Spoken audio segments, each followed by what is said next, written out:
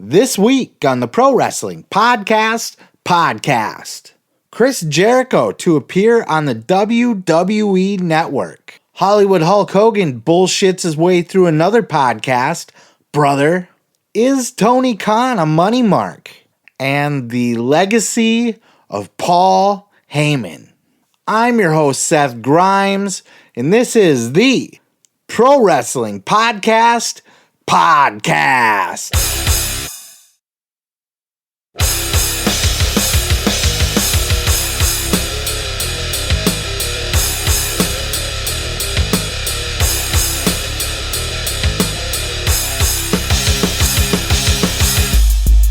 So I just wanted to ask, obviously we've had some pretty big news today that Chris Jericho is going to be appearing on the WWE Network. Obviously NXT is moving to Tuesdays. I know this is a question you've heard a lot, but I feel like it's worth asking again now that we've had a few more developments. Might this be a point where we see WWE working with more companies, more wrestling companies in the future?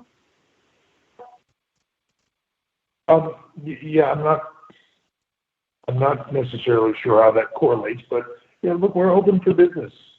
We've said it a million times on things. Vince has been very adamant to that, right? Open for business. What's best for business for the WWE, and open to working with whoever that is. I mean, it's a funny thing that people sometimes create their own situations in their head, but that it's not shocking. First of all, I hadn't heard the Jericho thing today, but it's not shocking to me in any way, shape, or form. People made comments about people after they leave, and they received a nice call from Vince or whoever that is. Yeah, it's not shocking to me at all. It's not the perception and the creation of what people believe in their heads when they have zero knowledge of it, personally, is amazing sometimes. The fantasy world that is created, not shocking to me in any way. I don't know if that's an internet breaking moment or what you want to call it, but Chris Jericho appearing on the WWE Network as a contracted AEW star is quite the fucking story, if you ask me. In fact, that's exactly why we're opening with it here. Not sure what to make of it. You heard Triple H say there in the clip there that they're open for business. Similarly, that Tony Khan said the same thing. We all know that WWE is not open for business in the same way that Tony Khan is, obviously.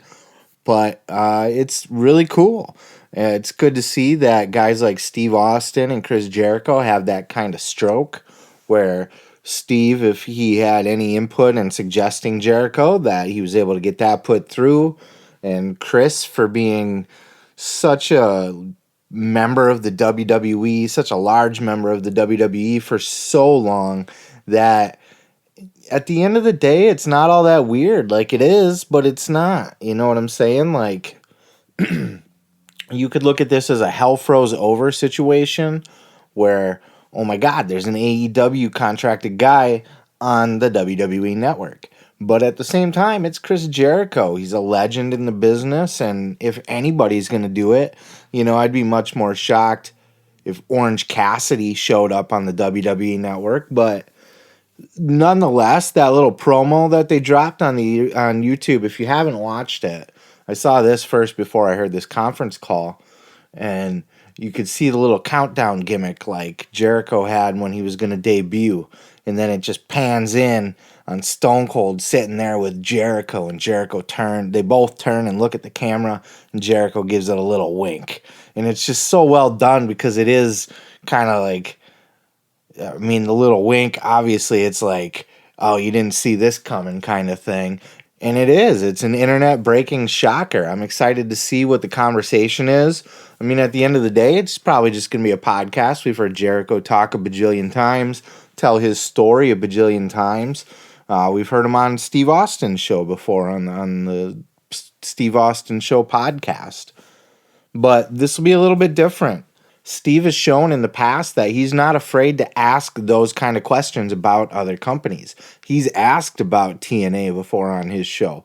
So for him to have Jericho on this show, you can almost guarantee he's going to ask about AEW. And I don't know how much Vince has to do with this, or I'm sure he had to give it approval. If it's going to be on the network, I'm sure he had to sign off on it, but maybe he doesn't care all that much. You know, Jericho's kind of that legacy guy, and I think he'll always have a home in WWE. I don't think he's burned that bridge.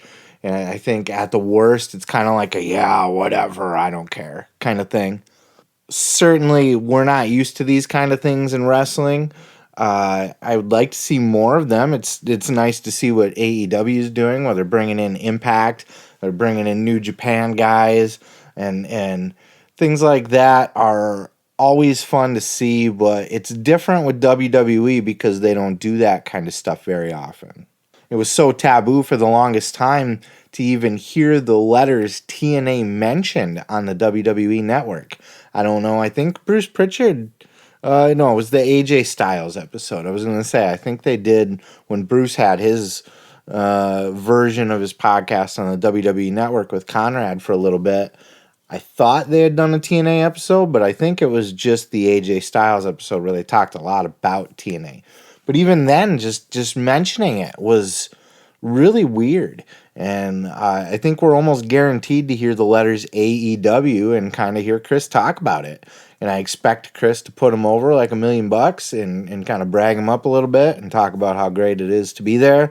Hopefully he doesn't, now that he's in the WWE house, I hope he doesn't kind of underplay it, like, oh yeah, I'm doing this thing, but really, but we shall see. It's all speculation. I'm sure I will cover it when it happens because it is, it's an interview, it's a podcast, it's a video, it's not in a ring, so it's fair game for this show. So I'll be looking forward to talking about that there. But yeah, I think that's the big news coming out of this week is just Chris Jericho on the WWE Network. That shit's nuts, man. And it always happens to be Chris Jericho. When Chris Jericho was showing up in New Japan, that was nuts. Jericho has a way of breaking the internet when he does things, and I love that. I love it. I love this whole thing. All of it's great. Triple H didn't seem too impressed, but, he never seems too impressed, so it is what it is. Looking forward to it. Check that shit out. Hulkamania, brother. Hollywood Hulk Hogan appeared on the After the Bell podcast with Corey Graves and Vic Joseph in the background as his little sidekick. And Hollywood was in pure Hollywood Hogan mode. Anybody who's watched any kind of shoot interview or fucking YouTube video or listened to any podcast or anything with Hulk Hogan, for a fact that this man is up to his eyeballs full of shit. You can just, you've heard other people contradict things that he says and say that he's full of shit. But you hear Hogan retell these stories with such conviction, with such pride and gusto that he probably believes them himself. You can just tell that he's just polishing a big turd for you and trying to pass it off as a rock.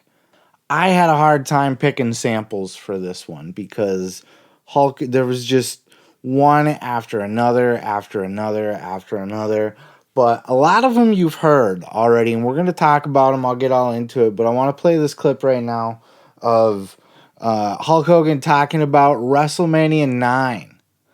And if you remember specifically WrestleMania 9, that was the show where Hulk Hogan teamed with Brutus the fucking Barber Beefcake against Money Inc. And then later on in the night came back and won the world title from Yokozuna in a surprise fucking reappearance. But if you remember that show, you'll know Hulk Hogan has a fucking giant, nasty, brutal black eye. It's fucking purple. He's all bloodshot. It's gross. It's bad. And rumor has always had it that it was the Macho Man who punched him right in the fucking face because him and Liz were going through some shit, and Liz was staying with the Hulkster and his wife at the time fucking just hiding out, hanging out, trying to lay low. And when Macho asked if she was there or if he had heard from her, he lied to his face and said no. All of this is allegedly. Nobody has proof. Nobody was fucking there for the conversation. But this is the folklore. This is what many people say happened. Then there's Hulk's side of the story. Check out this clip, and he talks about it right here. Can you walk us through everything that happened in WrestleMania 9? Dude, that was so crazy. Oh my gosh. You got to hear the backstory. So we're over in the UK and 10-day tour in the UK. I come back home and my ex-wife is gone with the kids. They're out visiting in Los Angeles, her mother, because I was in the UK on tour. So she took the kids to LA to visit her family. So I get home to Clearwater. Nobody's home. So what do? Hey guys, come on over, So Party with the boys. Ellis Edwards, Ellis. Okay, we know Ellis very well. Yeah. And Brutus and Mach. Okay.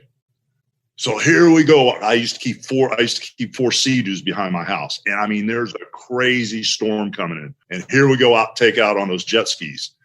Now I had these Sea-Doos and all of a sudden I switched from one of my jet skis to this other guy's jet ski that he had. I don't remember what kind it was, but it was a quicker jet ski and it had trim tabs on it. So you could make the front end come up or the front end go down. And as we're going through the Clearwater Pass, we're jumping these crazy waves in this storm. And Brutus takes off going straight ahead. Macho takes off going straight ahead. And Ellis is kind of sticking with me, And so as I jump this wave, I get thrown over the front of the ski and I got a life jacket on. So as I go into the water, I try to duck down underwater. But that damn life jacket brought me back up and the jet ski hit me in the face. Oh. But now I'm face down in the water, knocked out. Guess who pulls me out? Ellis. Really?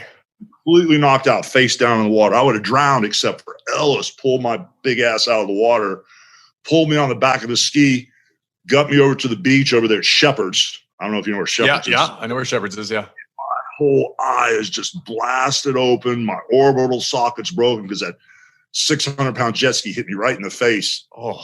Now I call Jimmy Hart. My wife's not out of town. I get from the emergency room. I get all stitched up. I have this 2-hour operation, try to fix my orbital socket. Jimmy Hart comes over. Oh my God, baby, oh my God, Vince is going to kill you. So I go to Vegas. Vince sees me and he goes, "You're not wrestling. That's it." And I said, "BS." I said, "If I pass the physical, I'm going to wrestle." So I actually wrestled, my eye socket was completely shattered. I wrestled the tag match with IRS and Ted. They didn't touch my face. And then, I got to wrestle Yokozuna, but that was the backstory to that crazy night. The way Hulk Hogan tells a story, he tells it like it's a fucking fairy tale. He doesn't sound earnest in anything that he says at all. Now, I don't fucking know one way or another what happened. That very well could be the case. He was hit by a jet ski, boom, shickety boom, knocked out, almost died, almost wasn't cleared by Vince McMahon, but miraculously came back, brother, to save the day. That could be, or it could be he got punched in the face by Randy. Everybody knows Randy's a hothead. Everybody knows that Randy and Hulk's relationship has been tumultuous at times. So it's not out of the question to think that could very well happen, and that's what a lot of people say happened. But regardless of what happened, Hulk Hogan's just full of shit the whole time. He retold that story with Andre the Giant. If you haven't heard, he's told it on every interview he's ever done. He just tells it like shit. He's so full of shit the whole time. Maybe not. He just sounds full of shit, though. Like, you can hear it in his tone, and it's so, almost unbelievable to a certain extent. Let's just go over everything that was talked about just in this conversation. After the bell was, the greatest hits of Hulk Hogan's bullshit stories. It was Andre the Giant. I didn't know if he was going to let me win, brother. I didn't know if I was going over that night. You're telling me, even in the in the mid 80s, late 80s by then, You're telling me that by the late 80s, in a big, giant company like WWF, you're telling me that by the late 80s, in a big company like WWF, Hulk Hogan didn't know if he was going to win the main event of WrestleMania until he got out there? Now, certainly, we all know Andre the Giant can do whatever the fuck he wants in that ring. And if he doesn't like you, we've heard, he will shit on you, stomp on you, crush you, fucking fart in your face, fucking all of it, right? Pull you by the hair, just beat you up. Nasty, nasty giant. So it's not out of the realm of possibility that, an Andre the Giant would have, if he didn't want you to win, you weren't going to win. If he wanted to win that match, there was not a goddamn thing you were going to do about it. You could not shoot on Andre the Giant. He was too big. Nobody could.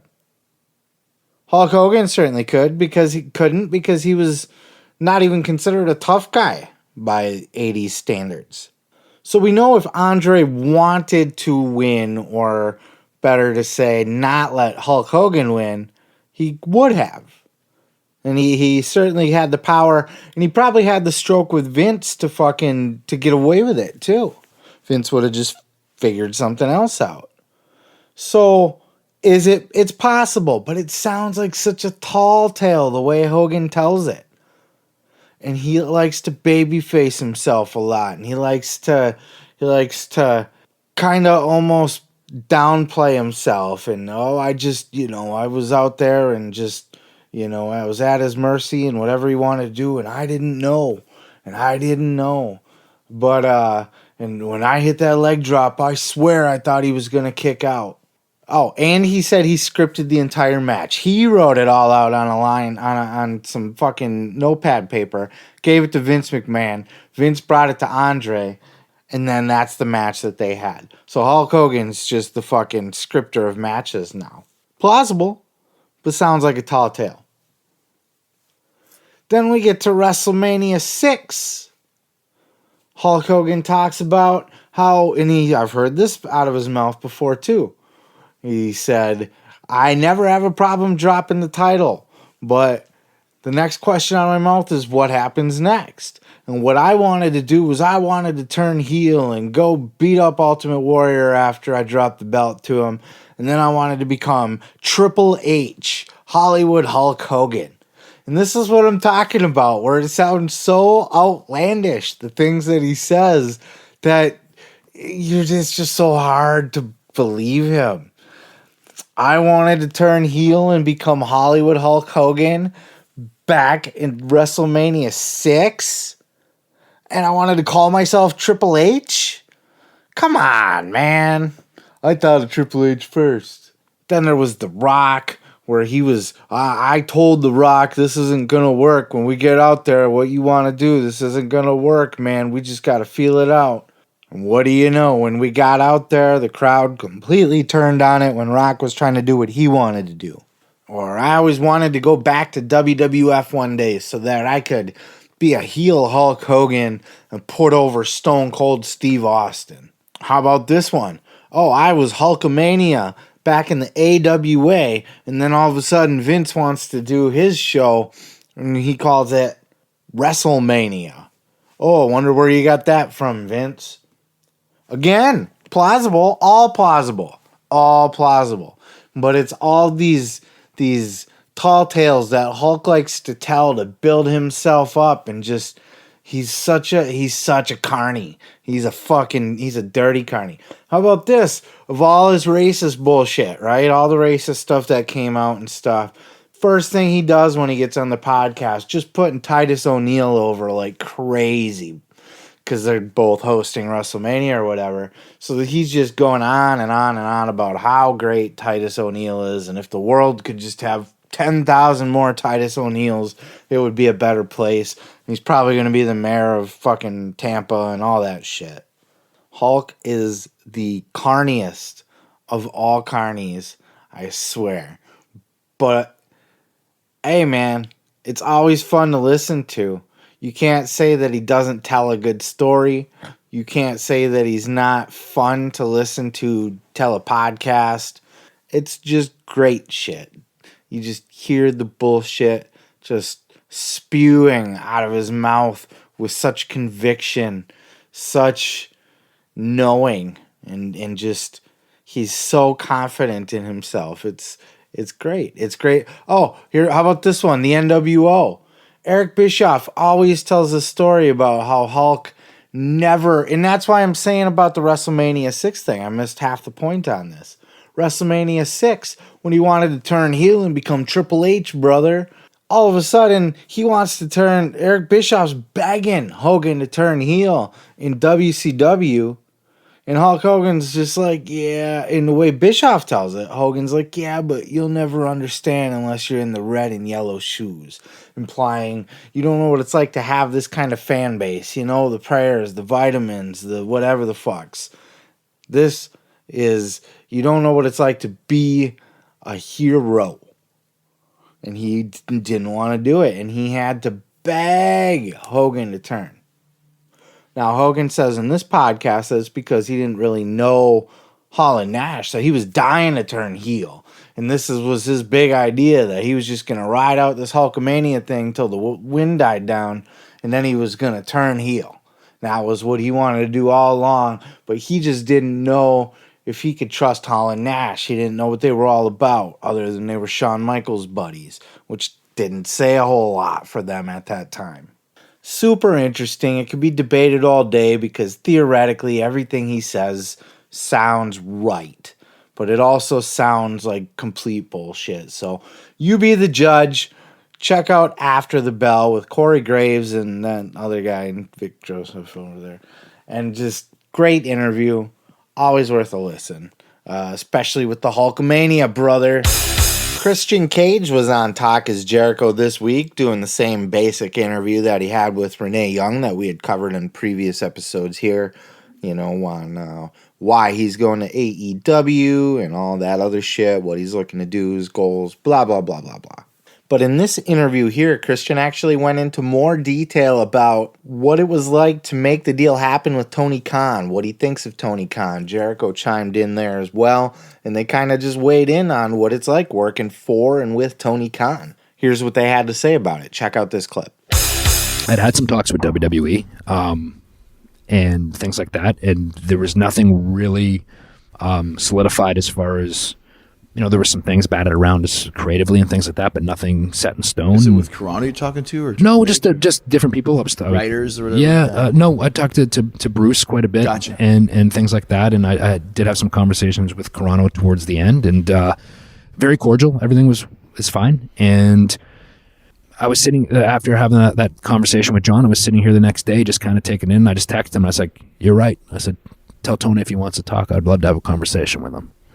And an hour later, Tony texts me, and like the next day we connected, and we talked for 2 hours.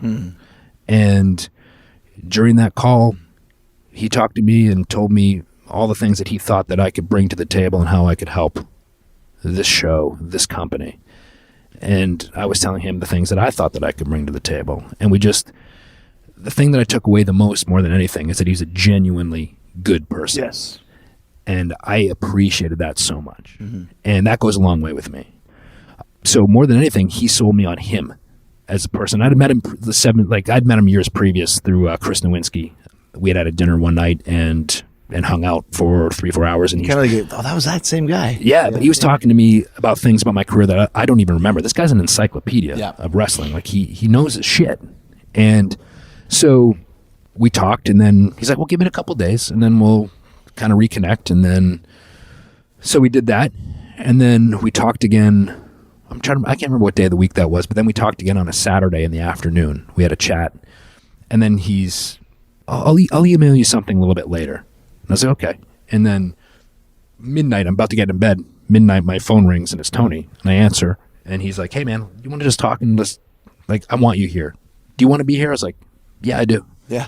And he's like, let's just get something done then. And we sat there right there on the phone and hammered it out and went to bed, and it was done. Yeah. So you know what I like about Tony, and cause same thing when I first met him, gosh, 2.5 years ago now, whatever it was.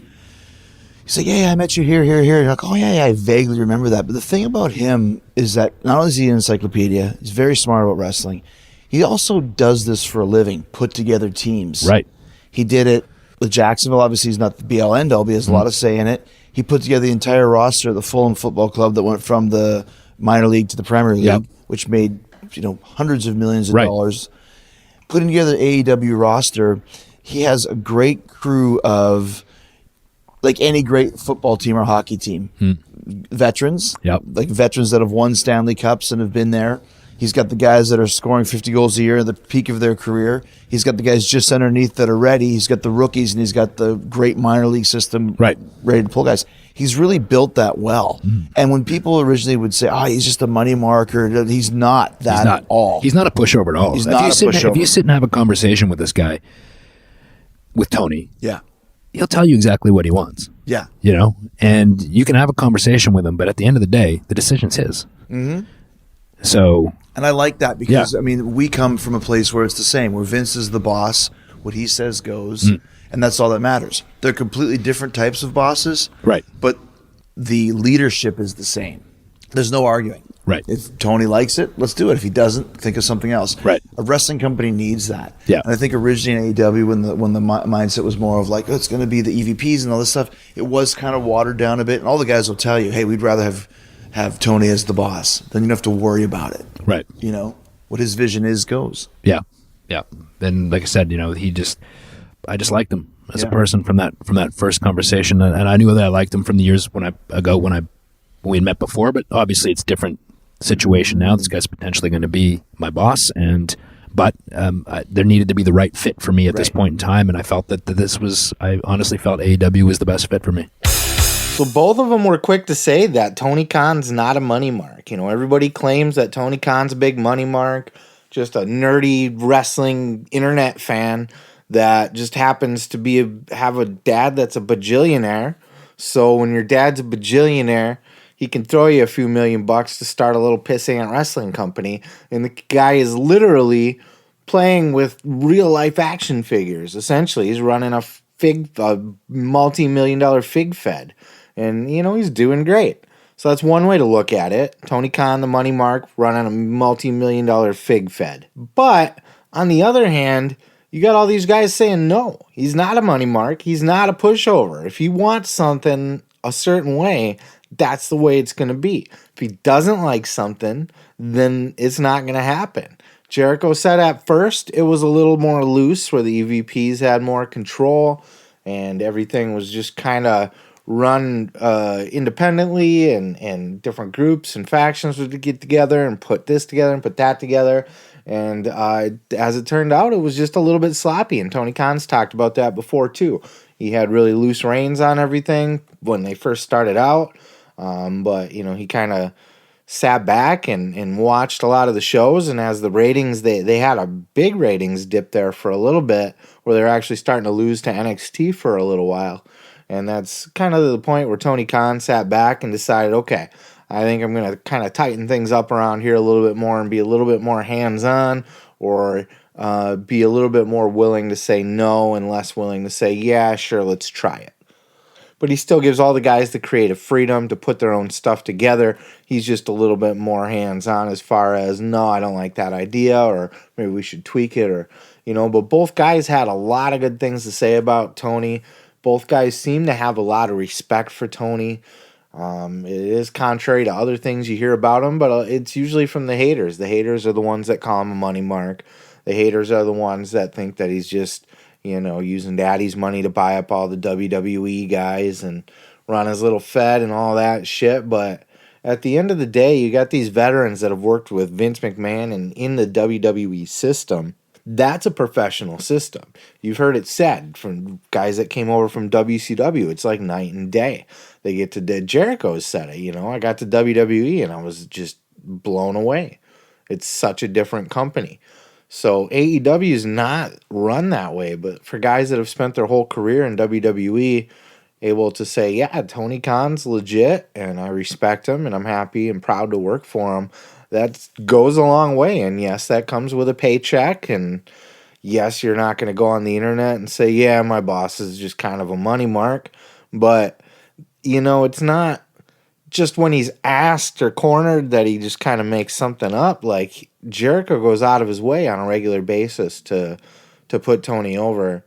And Christian did here too. So at a certain point, you got to kind of sit back and give the man a little bit of credit and know that it's a new company and he's learning along the way and he's much younger and inexperienced and all of that stuff. But, he's doing good and he's taking the bull by the horns and making shit happen. I recommend checking out this interview just to kind of hear more details about Tony Khan, or if you missed any kind of previous interviews that Christian had done talking about his new foray, or is that a word? Foray into AEW in this next chapter of his career. Great shit. Check it out. Speaking of Christian, on Figure 4 Wrestling Online, Figure 4 Daily Radio Show, in the Wrestling Observer camp, Brian Alvarez talking about the recent Christian debut this past week against Frankie Kazarian, and talks about this outwork everyone catchphrase that he's got going on, and did he really outwork everyone in his match with Frankie Kazarian? Check out this clip. And you had Frankie Kazarian. If this was in Japan, one, it would have gotten 7 stars. But of course, he also would have lost because he was coming back from 7 years off, and then the guy comes back from 7 years off. He did a great job. Oh, but the problem with his catchphrase is, Mike? What's that? Besides overpromise and underdeliver, or underpromise and overdeliver, because there's no one right way to work. So when your gimmick is that you're going to outwork everybody, what? You're going to outwork Laredo Kid doing all of these crazy high spots? You're going to outwork Miro putting somebody through a whack-a-mole game? Like, it's just all different. So it's a weird catchphrase. I'll outwork everybody. You'll outwork them with headlocks or whatever? I mean, he did. Are you taking this too literally? No, that's his catchphrase. It's on T-shirts. So you're blaming me? That's his catchphrase on a T-shirt. Now, the match was great. Don't get me wrong. Why does everyone have to get mad about it? I'm just telling you. There's no one right way to work. Yeah, that's how you picking nits on poor Christian. No, I'm not on poor Christian. I thought he did an excellent job. 7 years? You want to see my first match back after 7 years? His was 10 times better. Maybe 20. I'm not burying the guy. It is a weird catchphrase because it's too meta. To say you're outworking everyone, not just the term work, but what is outworking everyone in the fictional world of professional wrestling? We all know as an insider, and we're all insiders basically, and AEW is an inside-out company, so to speak. So really, it's not that big of a deal. We get what he's saying. But in the context of an actual, and not to be too Jim Cornette here, but in the context of an actual professional wrestling, if this were real, what does it mean to outwork everybody? You're just trying harder, training harder? Maybe.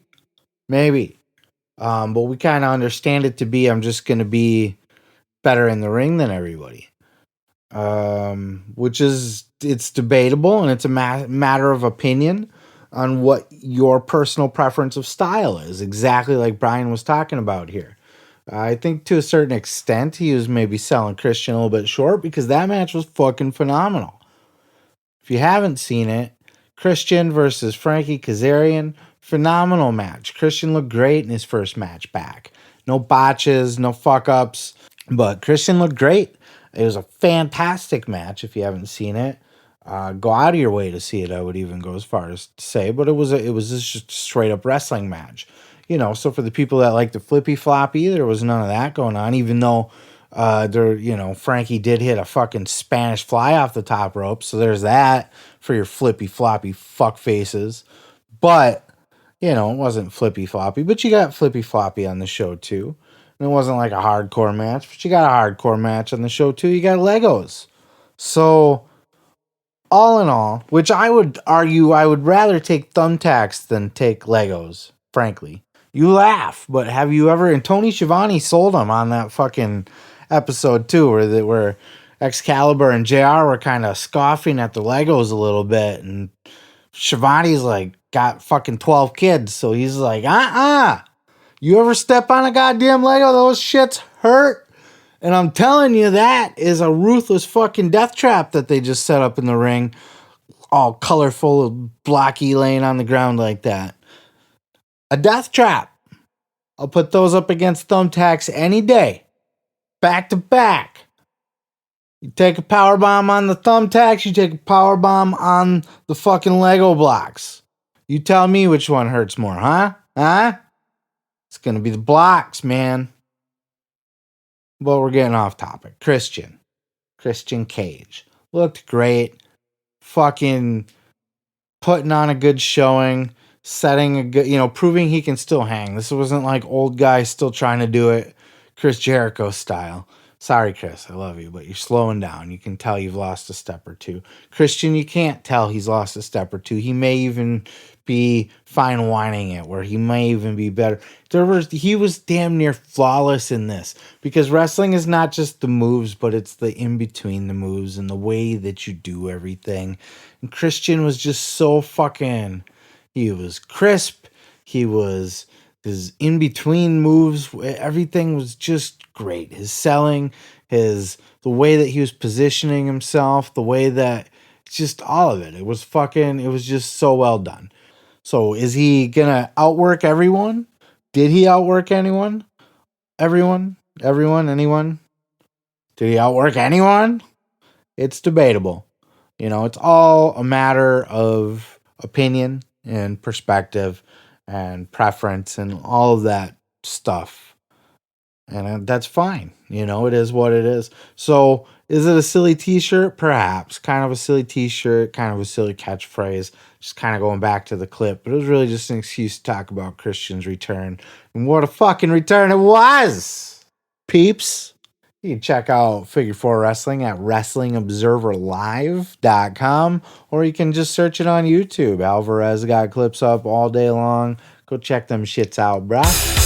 This week on Something to Wrestle with Bruce Pritchard, Conrad and Bruce, we're talking about Wrestlemania 12, one of my all-time favorite WrestleManias. It was, I think, one of the first, I believe it was the first that I actually watched live on pay-per-view. I had watched other pay-per-views before that, but I had not actually had a WrestleMania on pay-per-view prior to that. So one of my favorites. And in this episode, while they're talking about WrestleMania 12, they talk about the return of the Ultimate Warrior, another one of my childhood favorites, my childhood hero. As a matter of fact, he was my absolute favorite wrestler. I think a lot of people's favorite wrestler. Check out this clip where they talk about the Ultimate Warrior's return at WrestleMania 12. How does Hunter Hearst Helmsley become the guy who draws the number? In theory, it feels like you probably want a heel with heat who people, definitely hate and want to see, catch a beat down here. So maybe the old, hey, who could give him a good match isn't necessarily applicable because it's going to be fast and we want it to be someone who has some heat. Well, how does that become Hunter as far as you recall? Well, it was Hunter because of the guy that we did feel could give him the best match. And someone that had natural heat, and someone that we were moving on to something else with Mark Marrow. So the Hunter pick was an easy one. We thought that if anybody could lead Warrior through a match and give him a big win, that was it. It was never meant to be the short match that it became. Okay. Can you tell us how it became a short match? Yeah, Warrior changed it that day. What's that? How did that go down? Can you elaborate? Warrior, I think Jerry Briscoe was the agent, and Warrior was like, no, this is the match we're going to do. And went back and forth. And at that point, it's get the match in the ring. And Hunter was a pro and was like, you know what? Let's just go do what we got to do and move on. We'll deal with all the other shit afterwards. Anything else you want to say about this Warrior thing? I got to tell you, as a non-wrestling fan at the time, I didn't get back in for a few more weeks, or I guess it was a few more months. Even I was paying attention because the Warrior was back. I mean, to your casual fan, your lapsed fan, that's about as big of a name as you could have brought back, right? I think so, especially at that time, yes. And I think there was a big part of the audience that maybe thought they would never see him back. So it was a big deal for him to come back. And Warrior had his fans. Warrior had a fan base. But I hated it. Hated it. Can you verbalize what you didn't like about it, what you hated it? I thought it just squashed Hunter and didn't do anything. If that's all we were going to do, we could have just said, hey, Warrior returns at WrestleMania and send Mario Mancini out there to do that. I mean, absolutely unprofessional. If you're just going to day of just show up and be like, you know what, this is the match that we're going to do. And who the fuck is the Warrior to just say, no, this is what we're going to do. And just argue with everybody all the way up to the point where you don't have time left to argue about it, that you just have to give in because it's the only way you're going to get the match in the goddamn ring and get the show moving on is to just agree to whatever the Warrior's saying. Warrior did that before when he was holding Vince up for money, supposedly. So here we have the Warrior coming back and trying to make it all about him, and I don't give a fuck about this kid Triple H here. Fuck him. I'm going to go out there. I'm going to squash the shit out of him. I'm not going to give him anything at all. I'm going to take his pedigree. I'm going to get up. I'm going to fucking laugh in his face, kiss him on the cheek. He made a bitch out of Triple H. He jobbed Triple H the fuck out. Now, clearly, it all worked out for Triple H in the end, didn't it?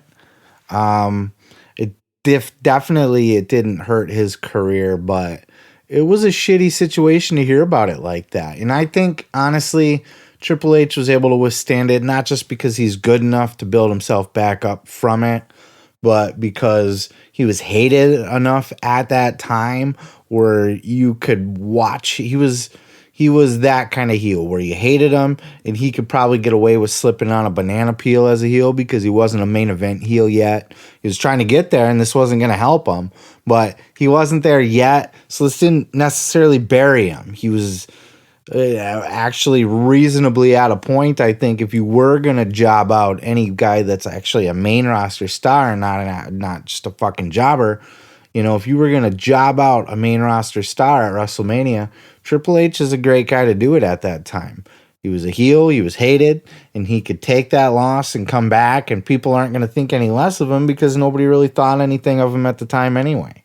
Triple H was years and years away from getting any kind of credibility.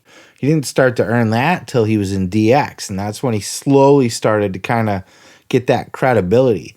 I don't think anybody thought he sucked or had any kind of hate for him when he was Hunter Hearst Helmsley, but certainly the Warrior thing didn't hurt him, in my opinion. But clearly, right? Might have set him back a couple of years, but Jesus Christ, he runs the place now. But what a douchebag Warrior is. And, when you look back at that match, it was actually a spectacular debut. Had it been booked that way, I think it was the right choice, to be honest with you. You put Warrior over in a squash, but not against a jobber. It was somebody that's established, and he just kind of runs through him. And you do that if you're really going to go with the Warrior, but clearly Warrior wasn't going to be sticking around for too long or be the next champion or anything either, and he was going to be difficult as fuck to work with, as he was right off the bat here. But Triple H, the consummate professional, a true fucking pro in the business, taking one for the team. Warrior, a complete and total douchebag, but also my childhood hero. And I liked the match. I liked it when I saw it. I like his little fireworks thingies, his long trench coat, and just fucking squashing Triple H. Just a brutal squash. I liked it because it was shocking. When I watched that, I didn't expect Triple H to get squashed that quick. I didn't expect the match to go that quick.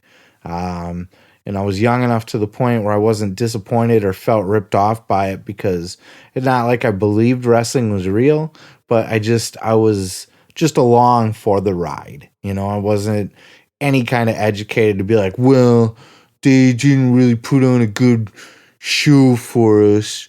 It was like, okay, Warrior's coming in strong. He just beat the shit out of Triple H. Awesome. Because Triple H sucks and the Warrior's awesome. And that's all there was to it. And I think That's all it needed to be. So, but it's great hearing it's the first time I had ever heard that. I hadn't actually heard that he was the one that was refusing to let Triple H get any kind of offense, that he just wanted to squash. So interesting shit, worth checking out.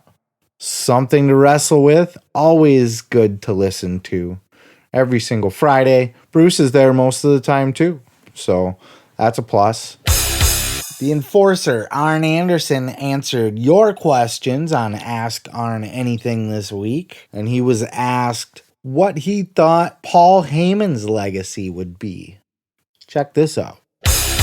What do you think Heyman's legacy is going to be in wrestling?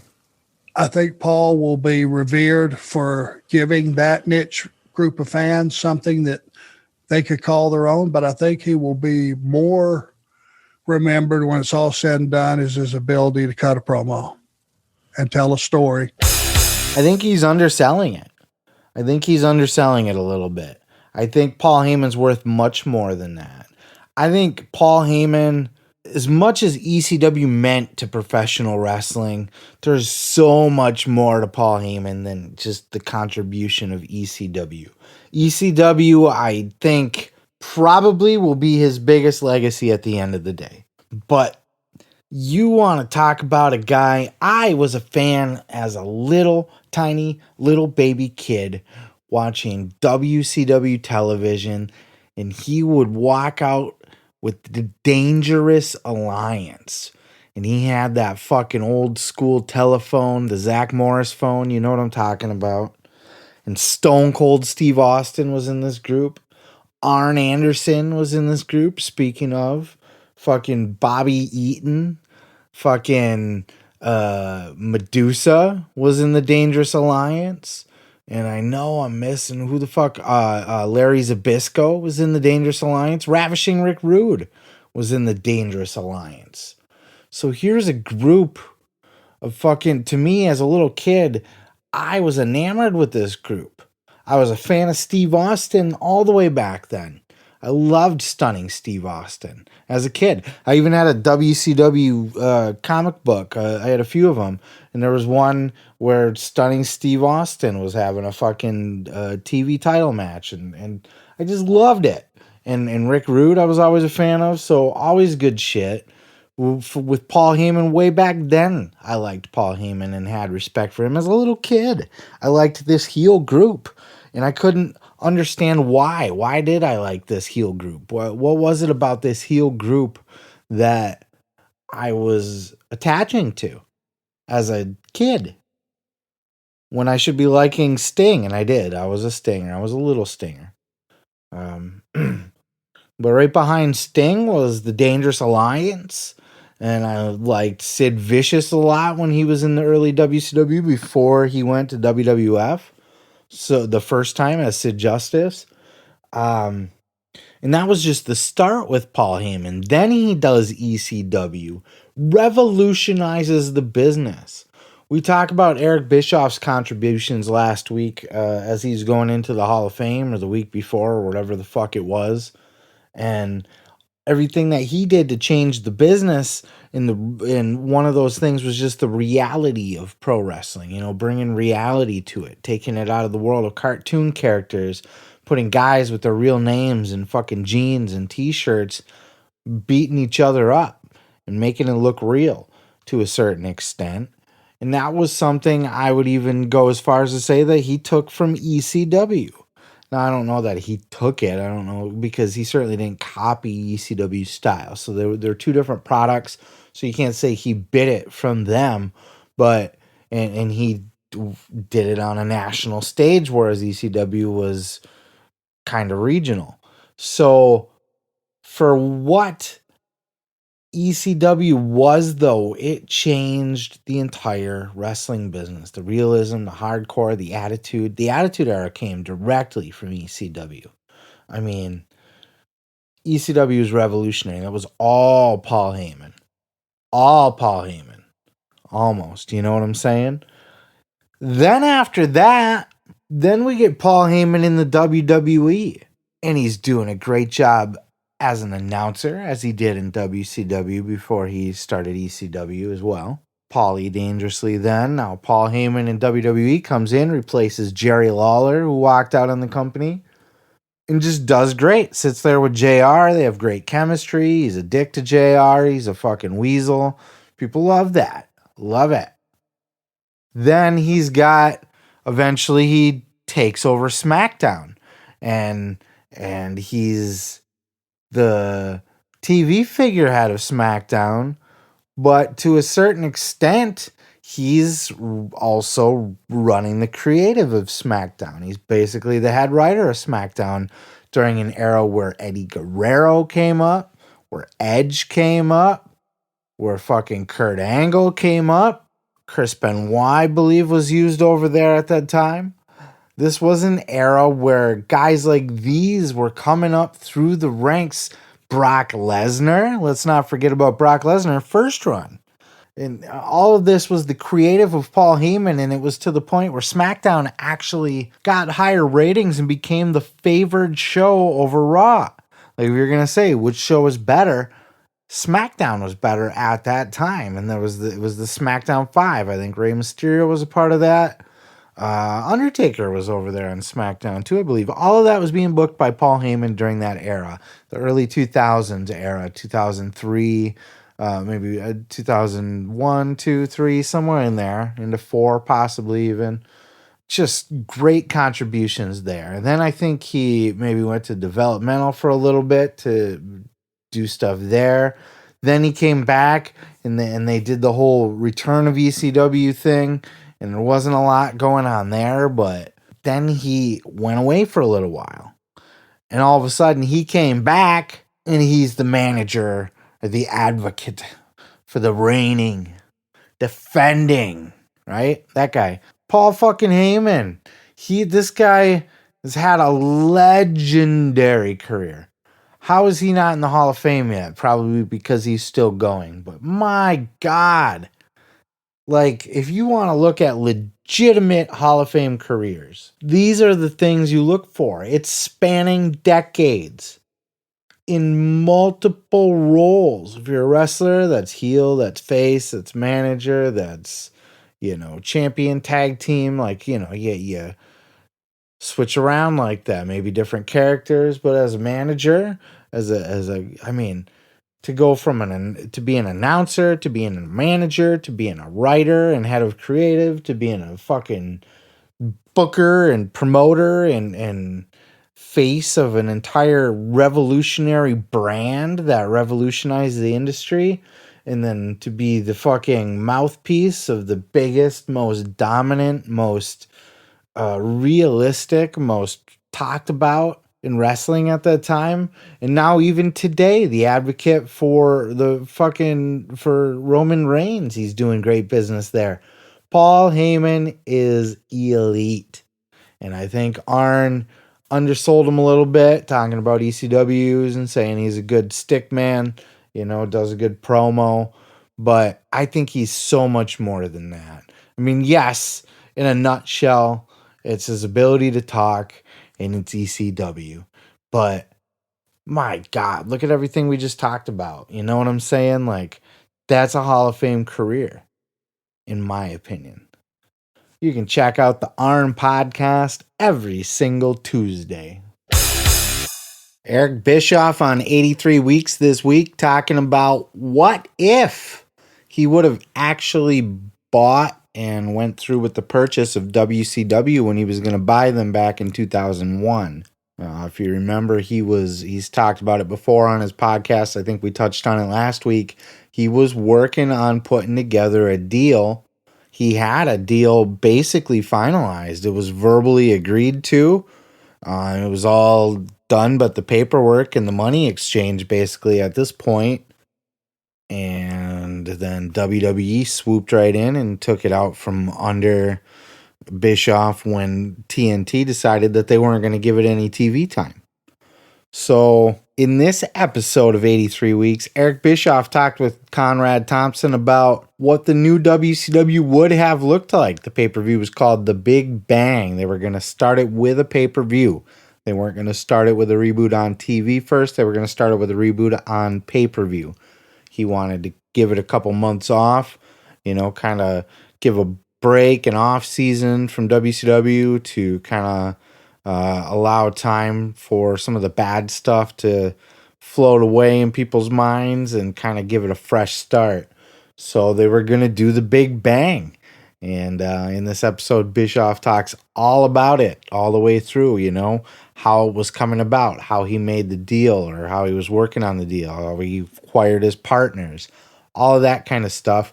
And then he went into great detail about what it would have looked like, what he would have done. Everything was asked, from championships, would you have gotten new championships, to who would you have picked on your roster, to who would have been your agents. All of that stuff was covered. Check out some of the highlights from this episode. Let's rapid fire some stuff. Would you have changed the look of the ring? Would you have changed the look of the entrance set, the logo, the way the show was shot? Or would you have just brought the same crew over and said, hey, let's just do it here? I would have shit-canned that logo like fucking day one. The ink would have still been drying on my brand new Fusion Media business card before I would have killed that logo before that ink got dry. The stage, we would have redesigned staging. Look, when you go into a new venue and you're a permanent part of that venue and you don't have to load in and load out every week, it gives you the ability to design some very unique staging. And that would have definitely been part and parcel to the new look of the show. Just relaunching the show as it was 3 months earlier or 2 months earlier would have been stupid. No, it would have had an entirely different look, including logo. Lighting would have been different. I would have wanted a 20 by 20 ring instead of an 18 by 18 ring. I always wanted to make that transition. I didn't when I probably could have or should have.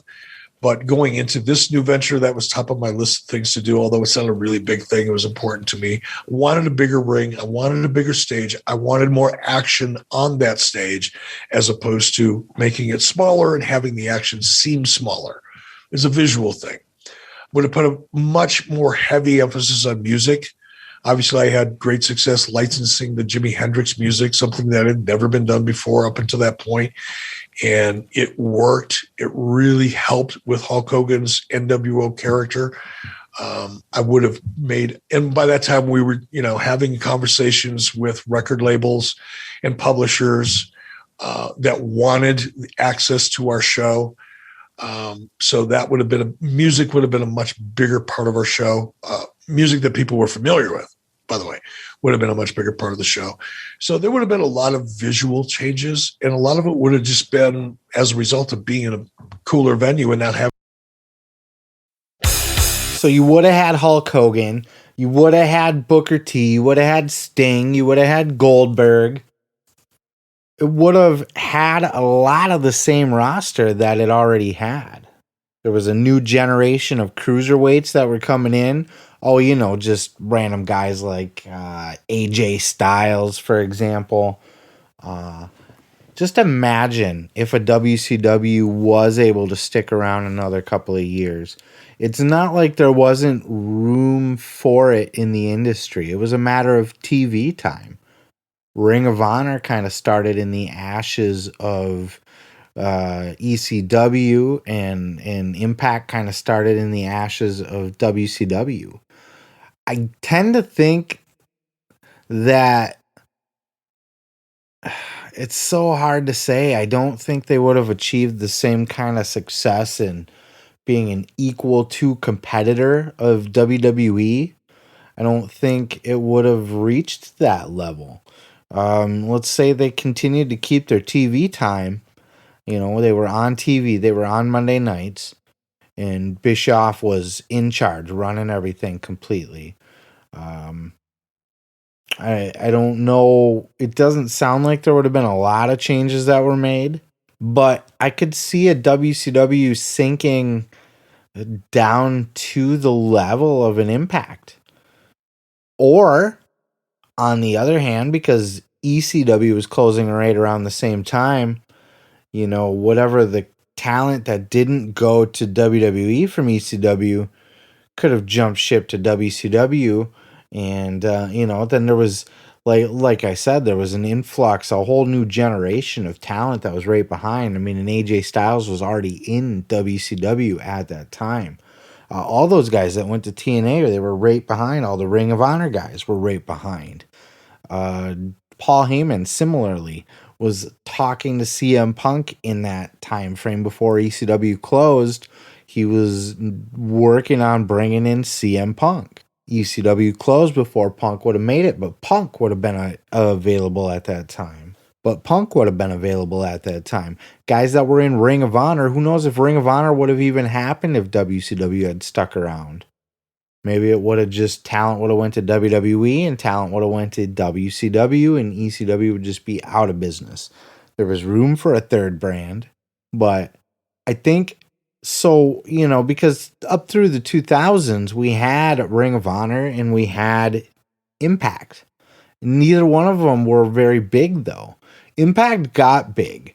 I think WCW would have landed where Impact was close to its prime.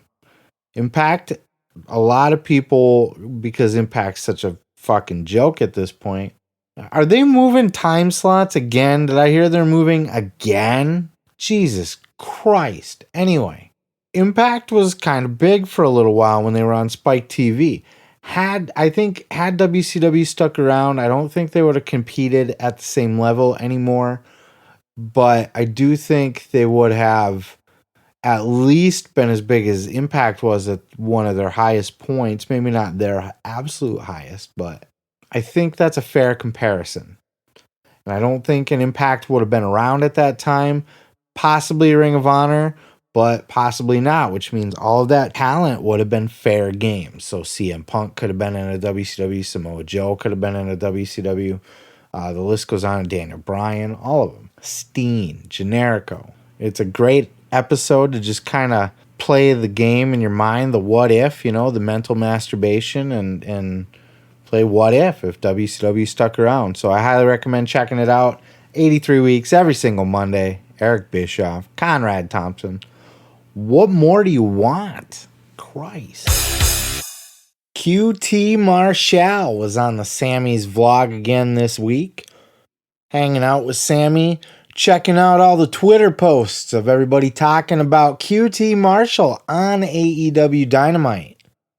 This was, of course, before the big match with Cody Rhodes. Check out this clip. QT! What up, Sammy? Dude, congratulations! Oh my God, I'm so happy for you. I mean, that was an amazing promo. I know you can talk, right? We know you can talk. Yeah. Best talker I know. Yeah. But now these stupid motherfuckers know you can talk. Yeah. Congratulations, man. Oh, yeah. You're doing so well. Yeah. Doing so good. Yeah. You're trending right now. You're trending, look. I'm looking, I don't really see a lot of, maybe, I don't know. No, dude, type in your name. Type in your full name. Okay. Because your handle's different. Yeah, your handle's different. Well, I don't want to get unverified. Well, yeah. So I'm not going to change my handle. It should be, right. Yeah, it's a long thing. Hold on, let me see.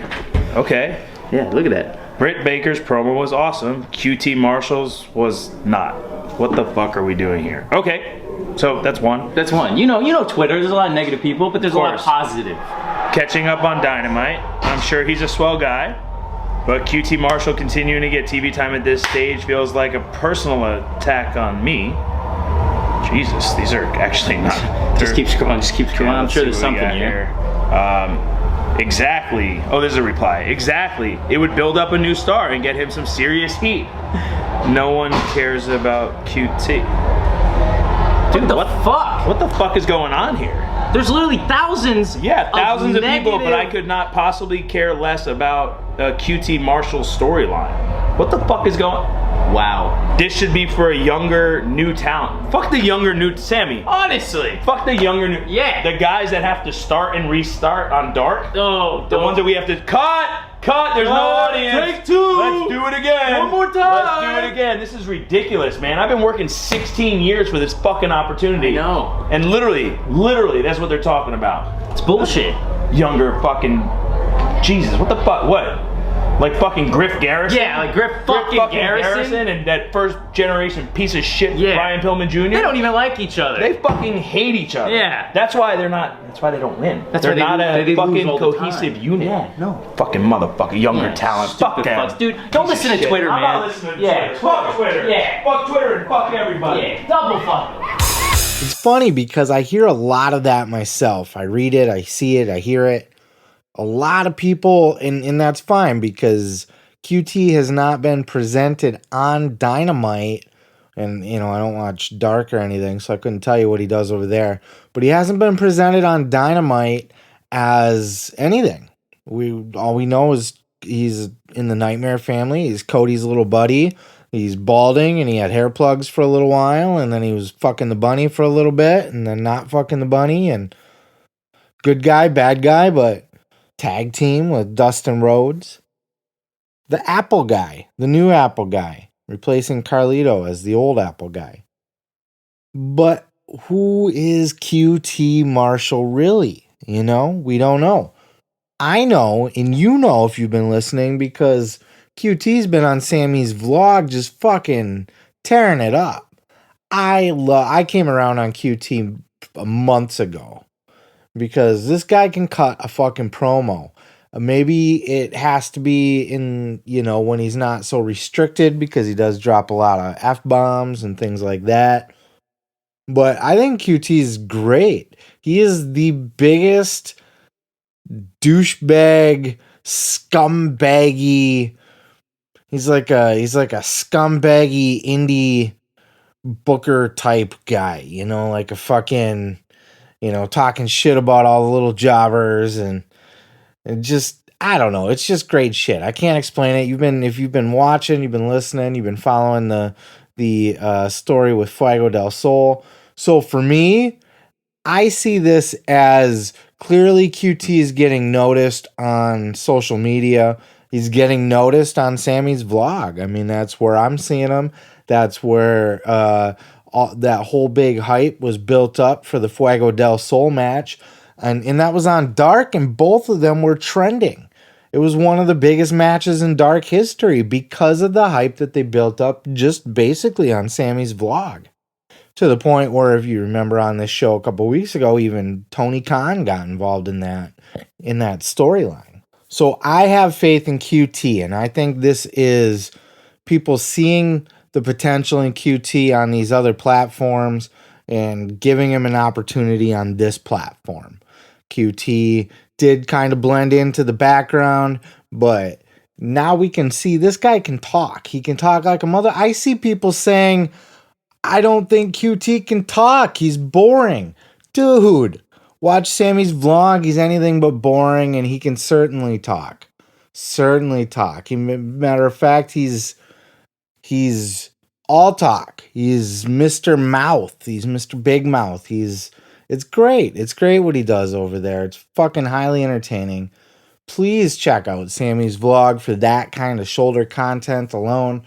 I mean, just from following this vlog for a few months here, Sammy, I'm in love with. The dude he's just like a fucking, just a sweetheart, right?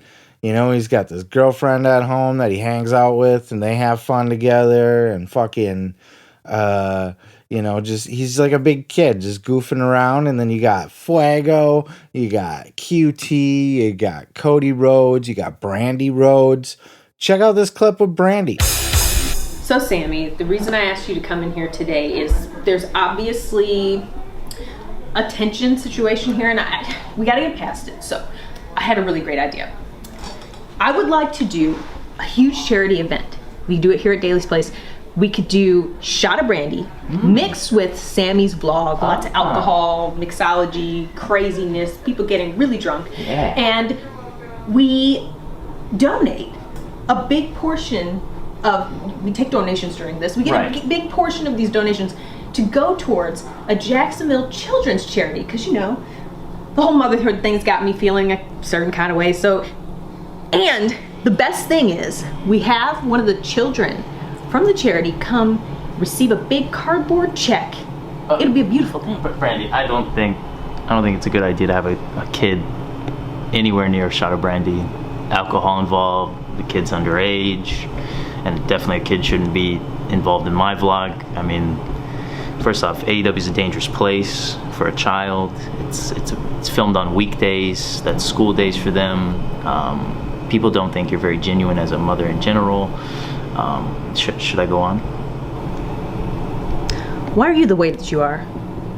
honestly, every time I try to do something fun or exciting, you make it not so. I hate everything about what you choose to be. So it's just a really good platform to see a different side of these people. And I highly recommend you seek it out. Drops every Tuesday on YouTube. And I highly recommend you support QT Marshall. When you see him on Dynamite, know that he has it in him. Don't doubt that he has it in him. You can doubt whether he can cut a promo without swearing, because like I said, he drops a lot of F-bombs. But if he can be 80 to 90% of what he is on YouTube, then he's going to be a fucking just fine. Because he can work. He trains the guys. He knows how to work. He looks fine in the ring. I've never had any complaints about his in-ring stuff. You know, he's just kind of this generic, who the fuck is this guy kind of guy. Now I'm seeing his personality. Now he's standing out. Now I have respect for him, and I hope you guys do too eventually over time, seeing him on Dynamite. I hope this angle works out for him, and, you know, props to it. Get that contract to fucking Fuego del Sol, and we'll be all set now. On the Kurt Angle show, Kurt talked about what it was like kissing Stephanie McMahon right in front of Vince McMahon. Vince McMahon right up in their face for this epic makeout session. Check this out. On the Go Home SmackDown, tensions are boiling over between you and Hunter. And after you accidentally hurt Stephanie in the main event, you go backstage while she's being tended to, and you kiss her. Talk me through this shoot. This had to feel, I don't know, a little fish out of water, right? Oh, this was ridiculously weird. I mean, the come backstage with Stephanie and to have to do a pre-tape that was going live, so we weren't going to tape it. It was going to be one take. I think Vince did that on purpose, so we only had to kiss once. But I also don't know if we had the time to pre-tape it, so that was probably the real issue. But, we got backstage, and Vince wants to direct it. I was like, holy shit. Vince McMahon, Stephanie McMahon's father, is going to direct me kissing her during a pre-tape. I was nervous as hell. Vince was 4 feet away, and his eyes were this open. He's just looking. I'm like, this is so weird, man. I don't know how I'm going to do this. So I went down to kiss her, and we caught eyes, and then we went to kiss, and I stuck my lips out like this. So I didn't want to go with an open mouth because Vince was there, and I didn't want to disrespect Triple H or Stephanie, but I kissed her like this. And after the pre-tape, she goes, "Hey, you kiss like a fish." I was like, well, what'd you expect, Stephanie? Your dad's here watching. He's directing, and you're dating Triple H. Like, what do you want me to do? I can see where that would be super awkward. I could see not wanting to rub Triple H the wrong way or get heat with Triple H. I can see doing it right in front of Vince McMahon being highly uncomfortable. And, Stephanie there too. You want to respect her and not overstep your bounds. But at the same time, now you get a Stephanie McMahon saying you kiss like a duck. Well, that's funny too. It sounds like Stephanie was expecting something with a little more oomph. And this is showbiz. I mean, I don't know that they needed to be sticking tongues down each other's throats and shit. But you could have faked it a little bit like actors do. I mean, Stephanie has kissed a few guys on air now. Eric Bischoff included, as a matter of fact. And that was definitely not a duck kiss. Bischoff kissed fucking Linda, too. And both of those times, I believe Vince McMahon was right there. If not right there, it was at least his idea and heavily influenced and creatively planned out by Vince McMahon. So Vince clearly has some kind of fetish for watching his wife and daughter get made out with by other men. So, I mean, good for him. Whatever gets his rocks off, I'm not here to judge. Whatever you're into, okay? As long as you're not hurting other people, I don't give a shit. So, good for him.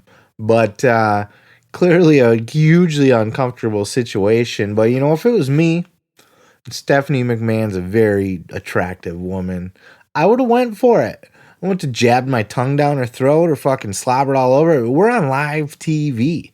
Kurt's was not rehearsed. I don't remember if Bischoff got a couple takes or whatever, but I know for a fact Kurt said that his kiss with Stephanie was live. So one take Jake here. You got to get it done. And I would have got that shit done. I would have been all up in that. I would have been handsy with her. Oh man, I would have took that opportunity to fucking lay it in. Because we got to put on a show. We're on live TV. Can't fake it. The fuck we're going to fake it for? I'd take the heat. We'll take the heat later. You know what I'm saying? Is what it is.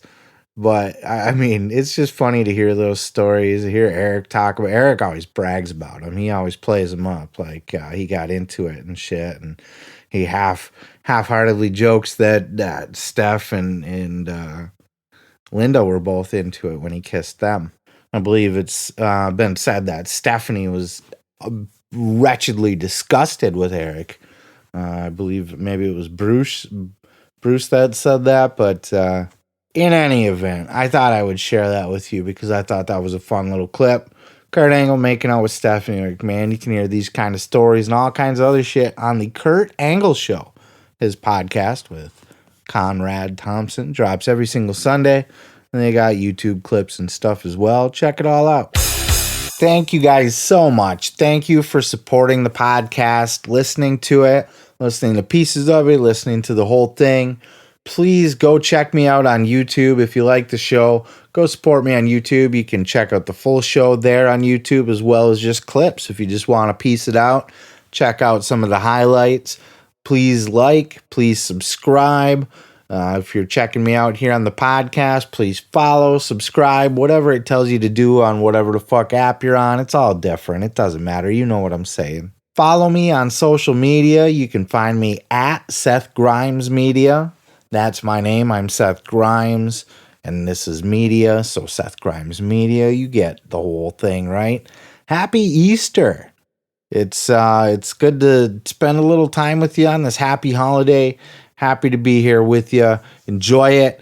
Go eat a bunch of candy, chocolate, fucking jelly beans, all that shit. Enjoy it. Good stuff.